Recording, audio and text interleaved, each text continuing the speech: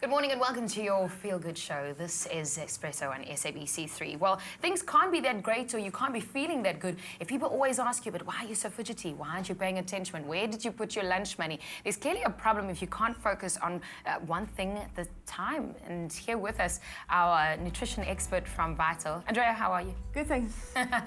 It's good to have you here and it's good to get some advice from you. We're talking here about a condition. Yes, if you look at any individual battling to concentrate and to focus, I think it's a very common problem. Yeah. And among children, specifically in school, it's a major problem because in a school situation you are supposed to focus and absorb the information. And they often refer to ADHD, which is attention deficit hyperactivity disorder. And it's a condition that affects lots of children, sometimes to a great extent where medical intervention is needed.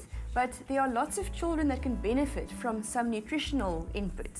I'm glad you said that we don't have to run to the doctor at first. You know, we can try things in the diet to change it perhaps and make it easier for the kid, and instead of just go to, to conventional medicines that's out there. You've also got a Facebook page and we often post questions and we get some free advice from you, so thanks for doing that. Oh, it's a pleasure. We've had a few questions out there today as well of people asking. Are you ready to answer this one for us? Yes, I'm ready. So, Tebela Lebona, she's asking, is there a supplement I can give my 7-year-old to tone down during school hours? So clearly there's a problem that you just mentioned, and her teacher's complaining about distraction in class. Well, if she's asking for a nutritional supplement, Right. there are some supplements. For instance, Vital has a product called Vital Kids Study Power. Right. So the name says it all. It gives you nutrition to support studying. This is what the product looks like. So it's Vital Kids Study Power. And it specifically contains a whole long list of nutrients. Right. So different vitamins and minerals and components. And what these nutrients do basically is they feed the brain cells. Now, a child obviously in school, their brain is still developing. And as they say, you are what you eat. So if you give your body the right building blocks, you'll have the best functionality from all your different organs. And the brain definitely needs certain nutrients. I'm glad you pointed out the supplement. What do we do in terms of diet? Are there foods that supports this problem in terms of making it better or making things easier? Definitely. If you look at, for instance, also the ingredients in a product like the Kids Study Power, there are ingredients in there like the omega-3 fatty acids. Right. Now we know now that those omega-3s are used by the brain cells as building blocks, and they actually help support good concentration and memory. And there's also an ingredient in there called phosphatidylserine, but you've got to pop one of those to say it first. But it's also one of the key components that helps a child's brain to develop and support concentration. Now, if you look at where in our diet do we find these nutrients, we know that the omegas we find in oily fish, also in flax seeds and walnuts. So nuts and seeds in the diet is a good option. A slice of toast with fish paste is definitely a good option because that's also packed with omegas.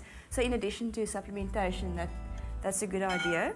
And that phosphatidylserine you get from nuts and seeds as well. So you see there's a focus on those foods. Yeah. Eggs are also good as brain foods. And then there are, of course, some dietary factors that you should try and avoid. Wow. Yeah. What do we avoid? Well, stimulants definitely. So if you look at the effect of caffeine and sugar on the body and also on memory and concentration, it doesn't always have a positive effect.